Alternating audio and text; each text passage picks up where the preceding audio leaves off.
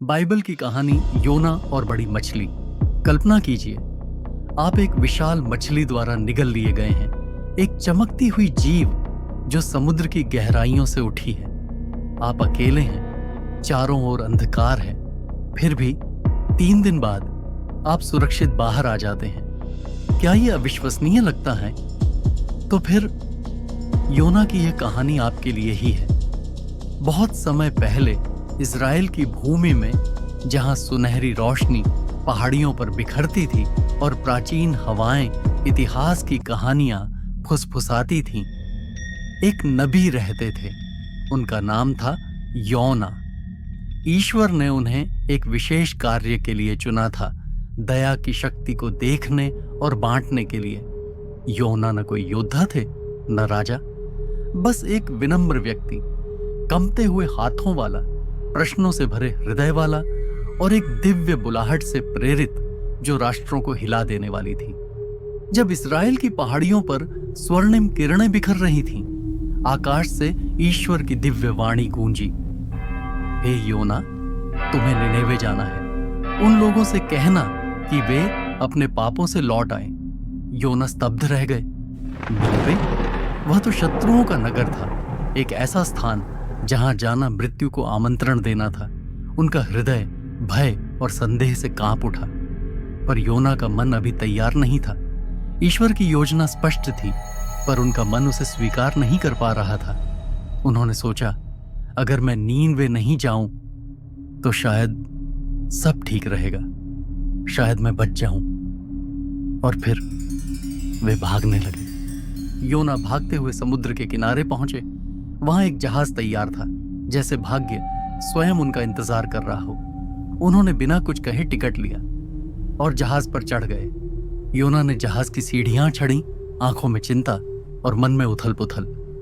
तभी कप्तान ने उन्हें रोका। तुम कहां जा रहे हो यात्री?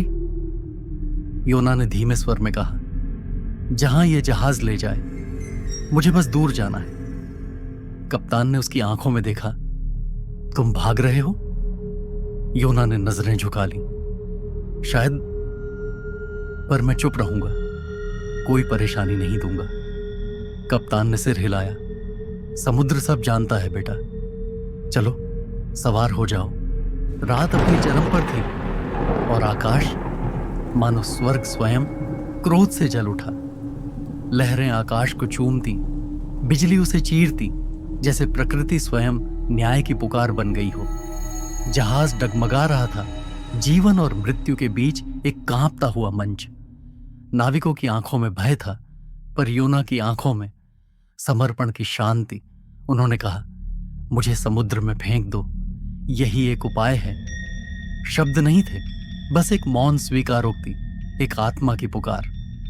नाविक एक दूसरे की ओर देखे, हृदय भारी, हाथ कांपते हुए। पर तूफान की गर्जना ने उन्हें विवश कर दिया, जैसे ईश्वर स्वयं निर्णय सुना रहे हों। उन्होंने योना को उठाया, भीगे वस्त्र, पश्चाताप से भरा हृदय। और फिर योना समुद्र की गर्जनाती गहराइयों में उतर गए। क्षण भर को लहरें थम गईं, जैसे सागर ने उसे स्वीकार कर लिया हो, जैसे दया ने न्याय को छू लिया हो, जैसे स्वर्ग ने एक टूटे हुए हृदय को अपनी गोद में ले लिया हो। और तभी समुद्र की गहराइयों से एक विशाल छाया उठी, एक जीव जो स्वर्ग और सागर के बीच की कड़ी था। उसके नेत्र गहरे, प्राचीन और रहस्य से भरे योना की ओर बढ़े। वह कोई सामान्य मछली नहीं थी, वह दया का वाहक थी। एक पल में उस जीव ने योना को निगल लिया। योना भयभीत थे, अज्ञात की गहराइयों से, उस जीव की विशालता से, उस क्षण की अंतिमता से। पर उनके भीतर एक मौन समर्पण था, एक टूटा हुआ हृदय जो अब भागना नहीं चाहता था। उन्होंने भय को स्वीकार किया और ईश्वर की योजना को भी, क्योंकि कभी कभी डर के बीच ही विश्वास जन्म लेता है। अंधकार की अथाह गहराइयों में एक विशाल मछली का उदर योना का एकांत आश्रय बना।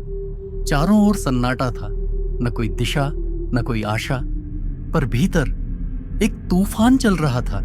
वह टूटा हुआ था, उसके आंसू नमक से भी अधिक खारे थे। उसने कांपती आवाज में पुकारा, हे प्रभु, मैं आपसे भागा था, पर अब थक गया हूं। इस अंधकार में मुझे केवल आपका प्रकाश दिखता है। मुझे क्षमा करें। मैं अब आपका हूं, संपूर्ण रूप से। आप जहां कहें मैं वहीं जाऊंगा। और तब उस मौन में जहां केवल हृदय की धड़कन सुनाई देती थी, ईश्वर ने उसकी पुकार सुन ली। दया की एक अदृश्य किरण उस गहराई में उतर आई और अंधकार में आशा का दीपक जल उठा। और फिर एक दिव्य क्षण में उसने योना को किनारे पर उगल दिया।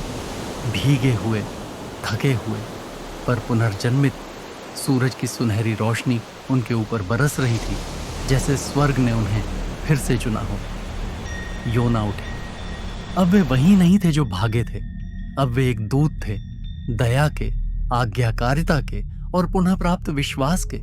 उन्होंने अपने वस्त्र समेटे और निनेवे की ओर चल पड़े।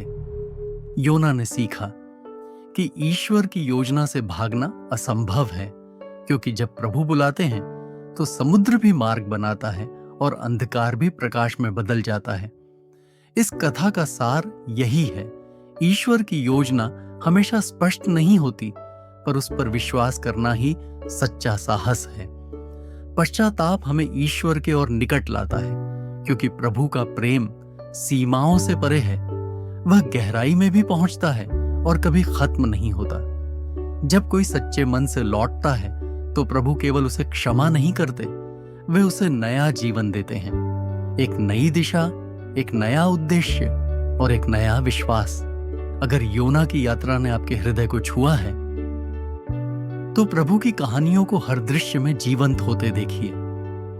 सब्सक्राइब करें faith in motion for you channel पर बच्चों और परिवारों के लिए बाइबिल की चमत्कारी कहानियां, सिनेमाए गहराई और भावनात्मक सच्चाई से भरपूर एनिमेशन प्लेलिस्ट के लिए उपयुक्त छोटे छोटे एपिसोड, सुंदर दृश्य, काव्यात्मक वॉइस ओवर और आत्मिक संदेश।